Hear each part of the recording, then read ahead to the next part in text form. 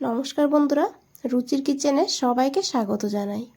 আজ নিয়ে এসেছি ক্যাপসিকাম আর আলু দিয়ে দারুণ টেস্টি নিরামিষ একটি রেসিপি। এই রেসিপি আপনারা ভাত, রুটি, লুচি, পরোটা সব কিছুর সঙ্গেই খেতে পারবেন, তবে খেতে কিন্তু অসাধারণ। চলুন রেসিপিটা দেখে নেওয়া যাক, আশা করি ভালো লাগবে।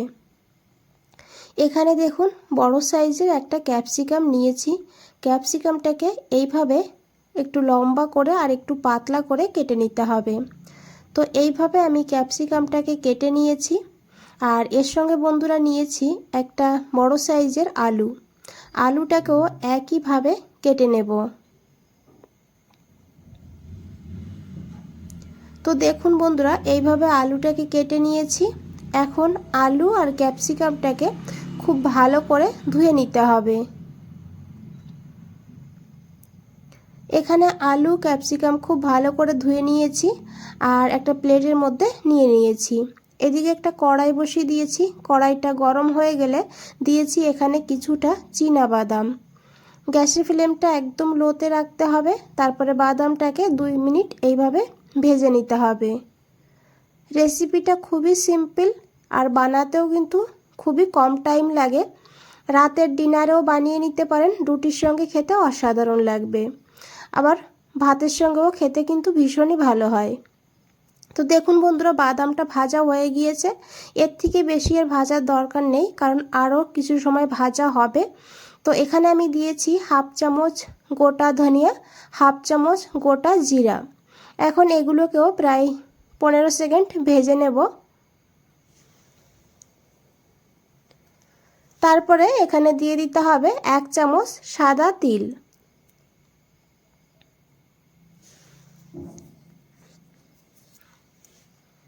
এখন তিলটাকে দিয়েও প্রায় 10 সেকেন্ড মতন ভেজে নিতে হবে। মশলাটা কিন্তু খুব বেশি একদম লাল করে ভাজা যাবে না, এইভাবে মশলাটাকে ভেজে নিতে হবে। তাহলে কিন্তু মশলার যে আসল স্বাদ বা ফ্লেভার সেটা কিন্তু থাকবে। তো দেখুন এখানে মশলাটা ভাজা হয়ে গিয়েছে। এখন এই মশলাগুলোকে তুলে নিতে হবে। এখানে বন্ধুরা মশলাটাকে তুলে নিয়েছি। এখন এই মশলাটাকে ঠান্ডা করে নিতে হবে। এই কড়াইতেই আমি দিয়েছি সাদা তেল। রান্নাটা আমি সাদা তেলে করেছি, তবে আপনারা চাইলে সর্ষের তেলও করতে পারবেন। তেলটাকে খুব ভালো করে গরম করে নিতে হবে। তারপরে এখানে দিতে হবে 1/2 চামচ গোটা জিরা। জিরাটাকে একটু ভেজে নিতে হবে। তারপরে এখানে দিয়ে দেবো কাঁচা লঙ্কা চেরা। এই ঝালেই ঝালটা হবে, তাই ঝাল বুঝে আপনারা এখানে ঝালটা ব্যবহার করবেন। এখানে আমি 3টে কাঁচা লঙ্কা দিয়েছি। তো দেখুন ঝালটাও ফুটতে শুরু করে দিয়েছে, ঝালও ভাজা হয়ে গিয়েছে ভালোভাবে। এখন এখানে দিয়ে দিতে হবে কেটে রাখা আলু। এখন আলুটাকে খুব ভালো করে ভেজে নিতে হবে। আলুটা ভাজতে ভাজতে যেন 80% সেদ্ধ হয়ে যায়, সেইভাবে আলুটাকে ভেজে নিতে হবে। আলু কিন্তু রান্না হতে সময় বেশি লাগে, আর ক্যাপসিকাম কিন্তু রান্না হতে সময় খুব বেশি লাগে না। সেই কারণে আলুটাকে খুব ভালো করে ভেজে নিতে হবে। এখানে আলু ভাজা হোক, এখানে আমি একটা মশলা বানিয়ে নেব। তো একটা বাটির মধ্যে নিয়েছি 2 চামচ ভর্তি করে টক দই। এখন এই দইয়ের মধ্যে দিয়েছি পরিমাণ মতন লবণ আর দিয়েছি 1/2 চামচ চিনি। চিনিটা অবশ্যই দেবেন, কারণ এখানে টক দই ব্যবহার করেছি স্বাদটাকে ব্যালেন্স করার জন্য। দিয়েছি এখানে 1/4 চামচ হলুদের গুঁড়ো, 1/2 চামচ কাশ্মীরি লঙ্কার গুঁড়ো। এতে কিন্তু কালারটা ভালো হবে, ঝাল হবে না। এখন খুব ভালো করে সমস্ত কিছু মিশিয়ে নিতে হবে। তো দেখুন বন্ধুরা, খুব ভালো করে মশলাটাকে মিশিয়ে নিয়েছি।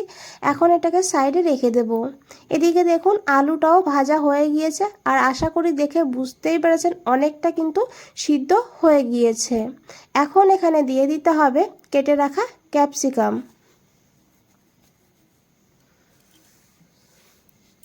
এখন ক্যাপসিকামটাকে দিয়েও এইভাবে 1-1.5 মিনিট ভেজে নেব।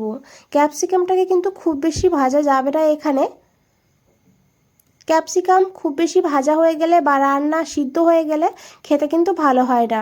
তো দেখুন এখানে ক্যাপসিকাম ভাজা হয়ে গিয়েছে, এইভাবেই ভেজে নেবেন হালকা হালকা করে। তারপরে এখানে দিয়ে দিতে হবে টমেটো। এখানে একটা মিডিয়াম সাইজের টমেটো এইভাবে লম্বা লম্বা করে কেটে নিয়েছি। এখন খুব ভালো করে মিশিয়ে নেব।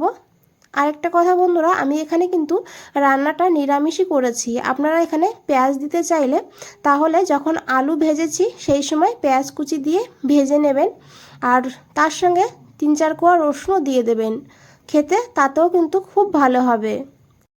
তো দেখুন বন্ধুরা, এখানে টমেটো দিয়েও বেশ কিছু সময় ভেজে নিয়েছি। এখন দিয়েছি এখানে সেই টক দই আর গুঁড়ো মশলার পেস্ট দিয়ে খুব ভালো করে মিশিয়ে নিতে হবে।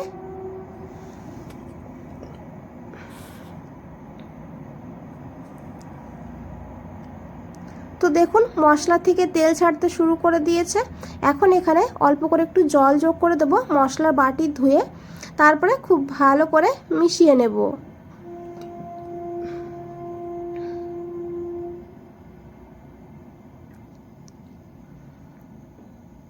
আরও প্রায় 1 মিনিট মতন মশলাটাকে কষিয়ে নেব। এখানে দেখুন যে মশলাটা ভেজে রেখেছিলাম সেই মশলা ঠান্ডা হয়ে গিয়েছে। এখন মশলাটাকে বেটে নিতে হবে। তো প্রথমেই শুকনো অবস্থায় এইভাবে গুঁড়ো করে নিয়েছি, তারপরে একটু জল দিয়ে একদম স্মুথভাবে পেস্ট করে নেব। আর এখানে বন্ধুরা খুব সুন্দর গন্ধ বেরিয়েছে এই মশলার থেকে। আপনারা যখন বানাবেন তখন বুঝতে পারবেন। তো দেখুন মশলা এখানে আমার বাটা হয়ে গিয়েছে, আর এদিকে বেশ ভালোভাবে মশলাটাও কষানো হয়ে গিয়েছে। এখন এখানে দিয়ে দিতে হবে বেটে রাখা সেই মশলা।